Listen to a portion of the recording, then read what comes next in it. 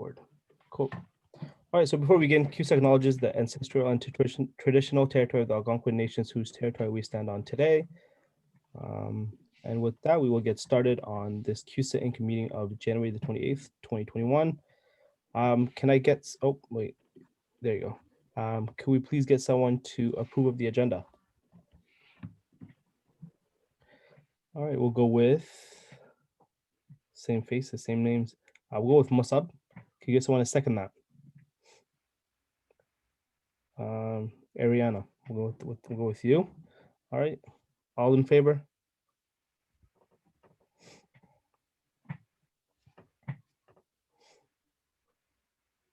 Any opposed?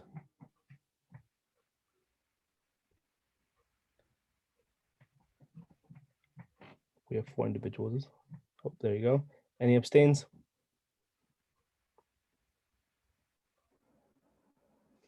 Beautiful, thank you. Mo and Kyle, I assume you just left your hand up. Thank you. All right, can we get approval of the past minutes? Thank you, Noor. Can we get someone to second that? We'll go with, oh, Masuma. All in favor? Ben. All right. Any opposed?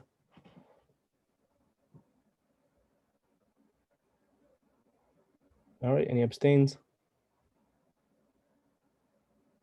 Thank you. All right. So we'll move on to the presentation of the 2019-2020 audit. Jacob? Do you have it on your?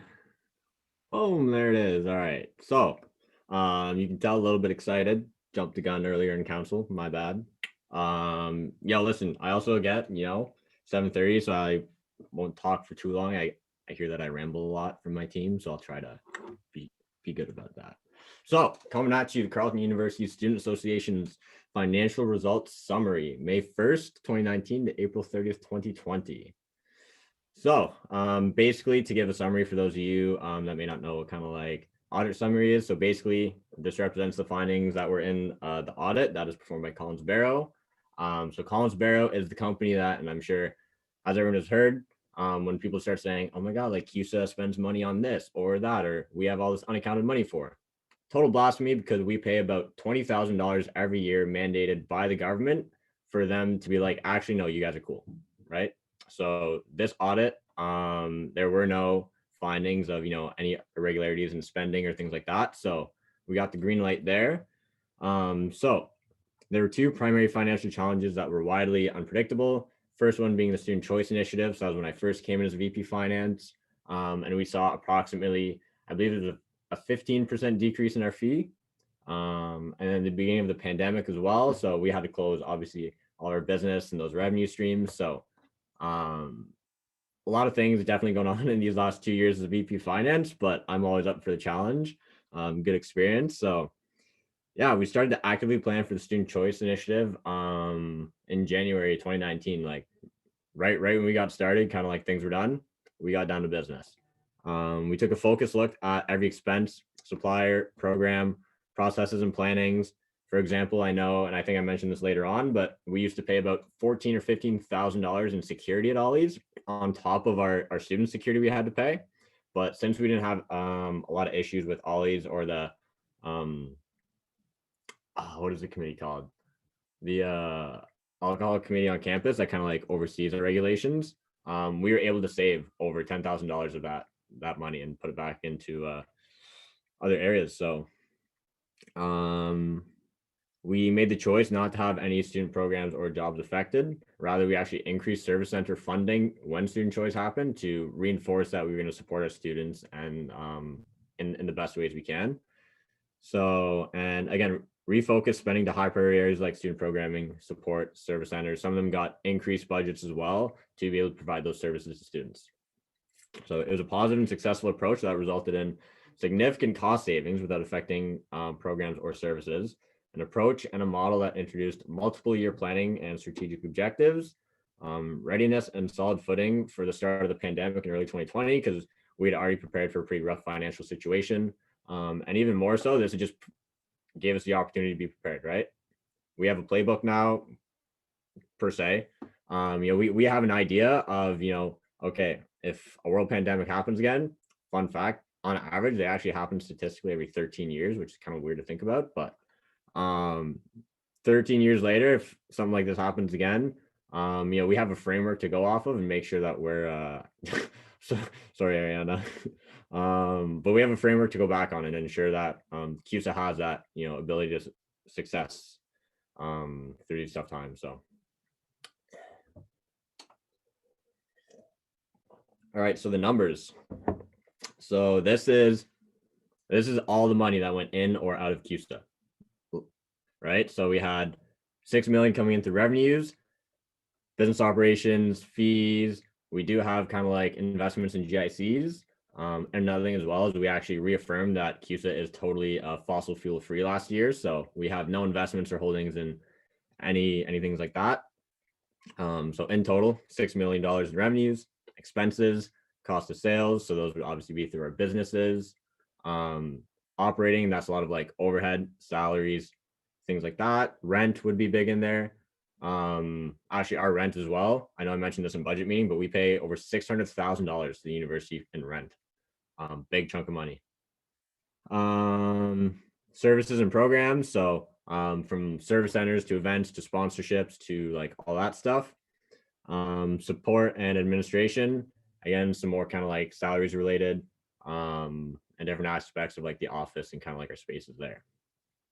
So in total, 5,500,000 or 5.5 million. So our net total is 484,511. So last year, I'm proud to say that we ran a surplus of $484,000, which is awesome to hear, especially considering the trials and tribulations we've gone through. We do get in a bit more about where some of that money might have come from. So I'll explain that further down. But again, $484,000, like not too shabby.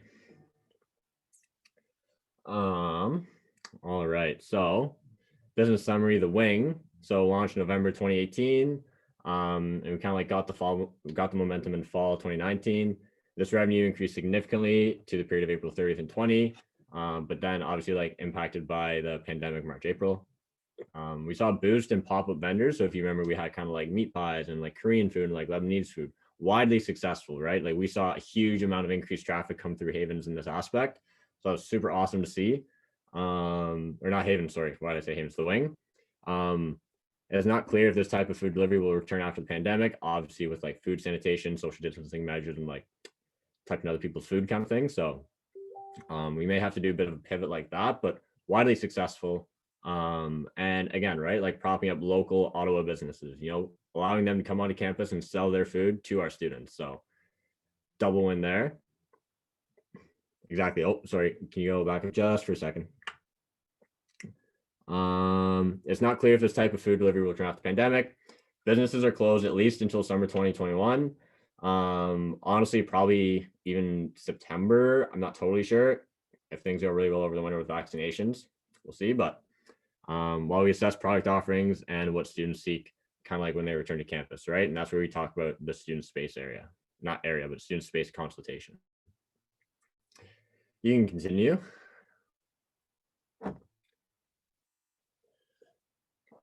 So fall term of 2019 regarding Havens, moderate sales, but it's still evident that students and professors are seeking alternative methods. Digital copies, PDFs, textbooks just are becoming a thing of the past, at least physical ones, right? So winter and summer terms of 2020 saw, again, a bit further of a decline, particularly in the summer when students were in quarantine. Obviously, that limited students' ability to actually come into our stores and purchase books. So now we're looking at additional retail offerings and streamlining books to popular titles and specific orders from professors. So rather than just having like a wide variety of everything under the sun, we're going to find out kind of what people are looking for most and sell those kind of textbooks. Our cafe saw momentum through 2019 and into 2020 until, again, the closing of the pandemic. In the summer, we did see a bump with frozen yogurt sales. So that was super dope. We also got like a super good deal on that machine worth about $23,000, and we were able to get it for $4,000. So super happy to again just work on that. Looking at further offerings on the cafe side to serve students through the remainder of the pandemic, and when customers return, the little drive-in window there as well provides an opportunity for us as well, right? You put a screen up and we can serve people curbside. So lots of opportunity there. You can keep going.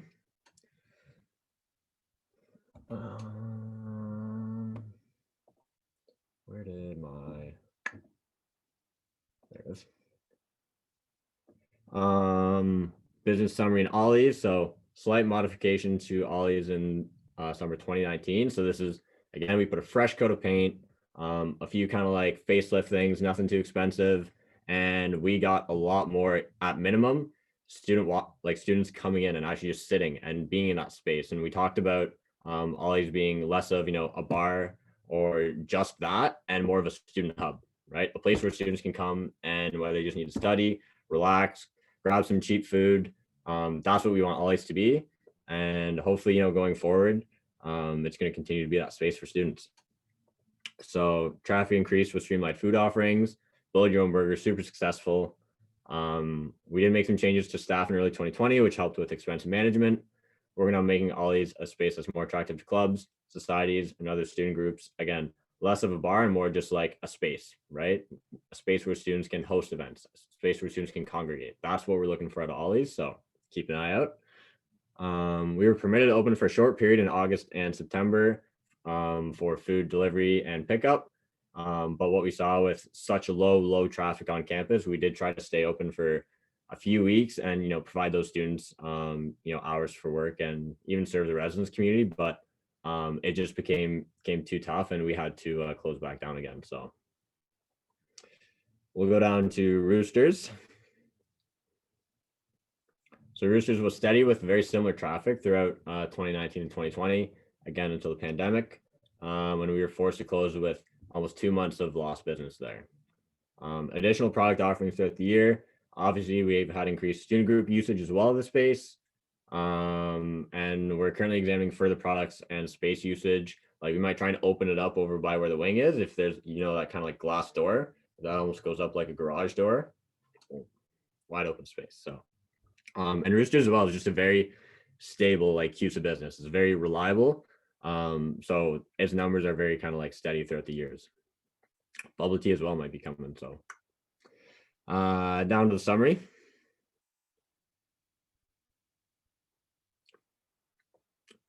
So again, it was a challenging year with two unpredictable aspects.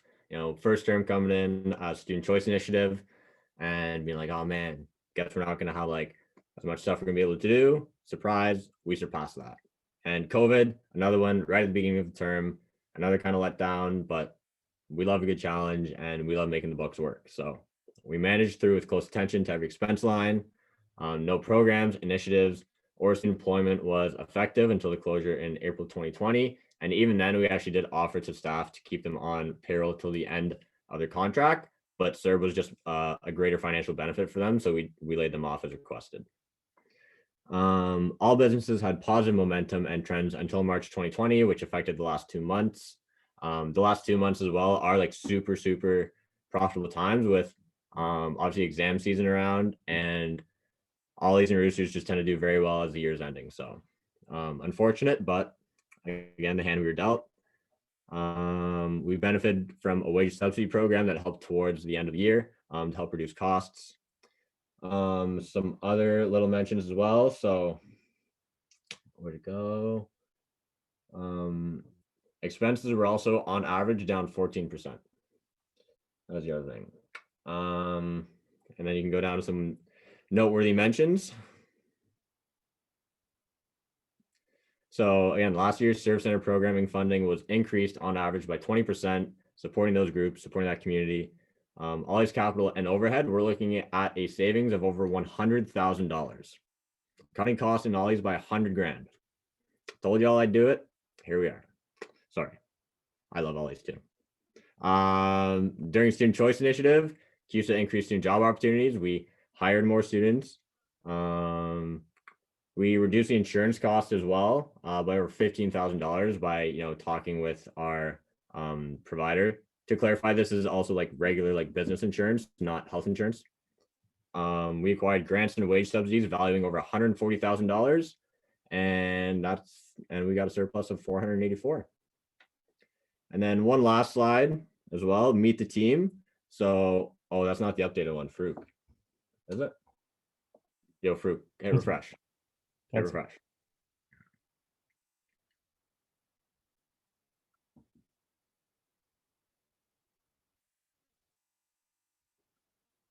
I just refreshed. And it seems to be the same. Give me 5 seconds. I'll pull it up.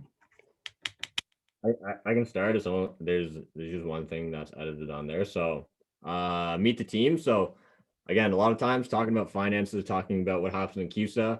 A lot of times I'm kind of like the face you're seeing, but there's a lot more that goes to running this organization that comes to putting these numbers and putting this work in. And these are the people that make CUSA go round. So I thought I'd take the time to introduce them to you. So the first one is Karen. So she works in our accounts payable office. She's been with CUSA for over 35 years. I don't even think any of us were like a twinkle in our parents' eye at that point, right? Crazy.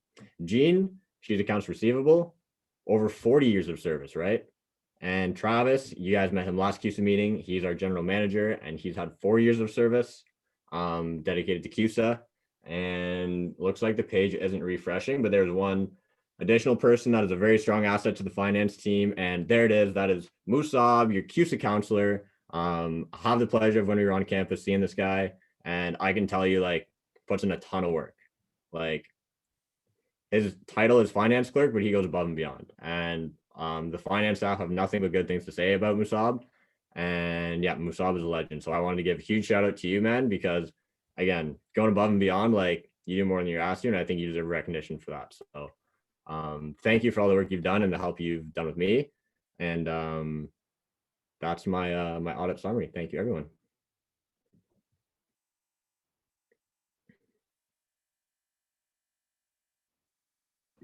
Thank you, Jacob. Karen, to answer your question, it's probably gonna be a no. I don't think he's gonna buy us all GME. But moving forward, motion. Do we have any questions? Sorry, not questions. Motion to vote on the presentation of the 2019-2020 audit. All in favor?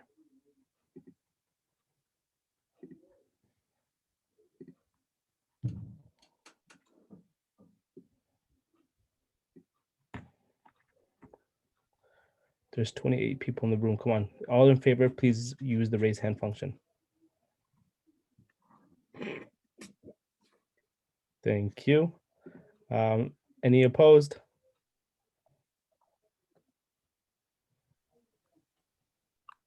Any abstains? Sweet. Thank you. Moving on to business arising. We have none. Moving on to adjournment. Can I have someone to motion to adjourn?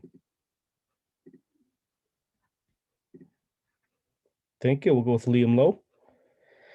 Okay, so I want to second that.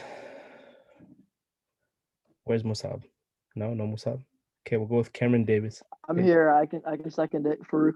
Okay, Musab seconded it. All in favor?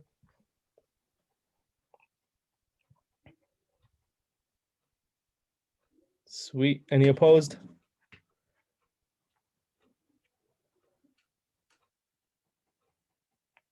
There's nope. Any abstain? Beautiful. And we are adjourned. Thank you everyone for tuning in tonight. Friendly reminder that the council chair position is up and live.